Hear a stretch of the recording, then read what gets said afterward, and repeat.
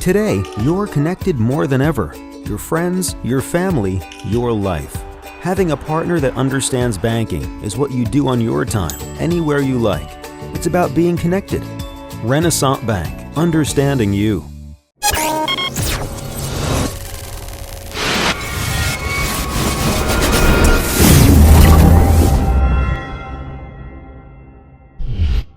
Sponsored by Renaissance Bank. Good morning, I'm Derek Russell, and this is Newsbreak for Monday, November 14th. Thanks for joining us. At the top of the show, let's take a look at today's weather, brought to you by Weather Underground. Temperatures remain in the 70s this week with little chance of rain as the drought continues. Today calls for clear skies with a high of 70 and a low of 46, 10% chance of rain. Your 3-day outlook, partly cloudy skies on Tuesday, high of 72, low of 46 with 0% chance of rain. Wednesday, clear skies, high of 76, low of 46. And Thursday, clear skies, high of 78, low of 50. For more weather, you can visit djournal.com/weather. Our top stories for today: Tupelo High School is trying a new approach with several of its classes this year. The school is among many across the country using blended learning courses that combine online education and more traditional teacher instruction. Students in those classes do some classwork individually through an online platform, but also meet with a teacher regularly to take tests, do projects, and get face-to-face instruction.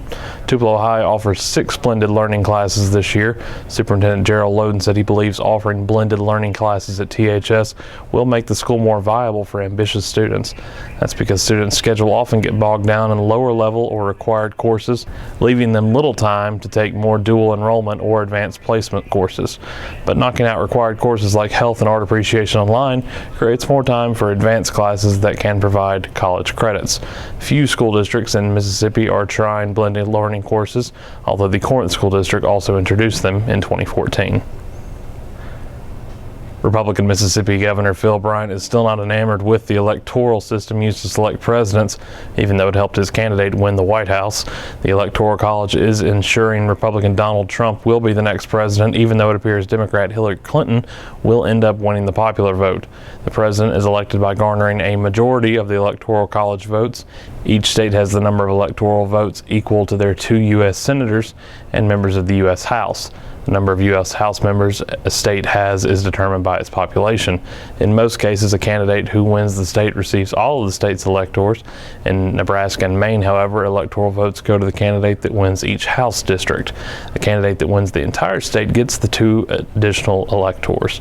Bryan said he would like to see some type of proportional system where candidates would receive a certain number of electors based on the percentage of votes received in each state. There have been efforts in recent years to get the states to pledge all of their electors to the candidate who won the nationwide popular vote. That proposal has not received serious consideration in Mississippi. The Tupelo Police and Fire Departments collaborated with a local church on Saturday for a Family Fun Day. Saturday's event culminated with the 7th annual Week of the Family. That event is hosted by the Church of Jesus Christ of Latter-day Saints. The Family Fun Day was held at the Tupelo Furniture Market. It combined family time with spreading information about how to be safe in one's surroundings. The Tupelo Fire Department gave live demonstrations on how to escape a fire. North Mississippi Medical Center paramedics let children explore the inside of an ambulance. Tupelo Police Sergeant Tarsha White said it was good to talk to students about safety before many of them will be staying home by themselves during Thanksgiving break. Week of the Family started 7 years ago when a church leader came with the idea to focus on the family for an entire week of completely free events.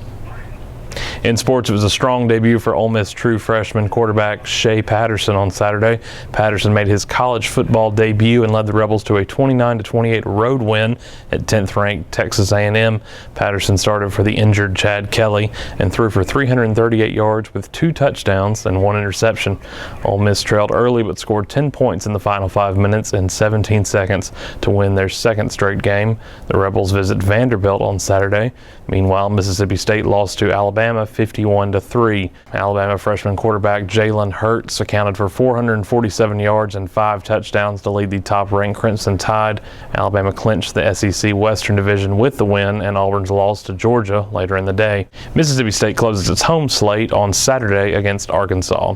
In the high school football playoffs, top-ranked Tupelo defeated Northwest Rankin 45-28 to advance to a home game against Madison Central. In other action, Amory defeated Cleveland 20-14. Pontotoc Pontotoc topped Greenwood 20-14. Lafayette sailed past Louisville 24-7, and Baldwin beat South Delta 34-6.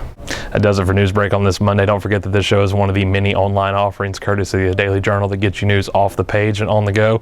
We also have the Memo podcast hosted by myself and Brad Locke, which delves deeper into the local news of Northeast Mississippi with analysis and commentary each Monday, Wednesday, and Thursday. You can find that online at memo.djournal.com or wherever podcasts can be downloaded. This afternoon, you can catch the Capitol View webcast live at 2 at djournal.com.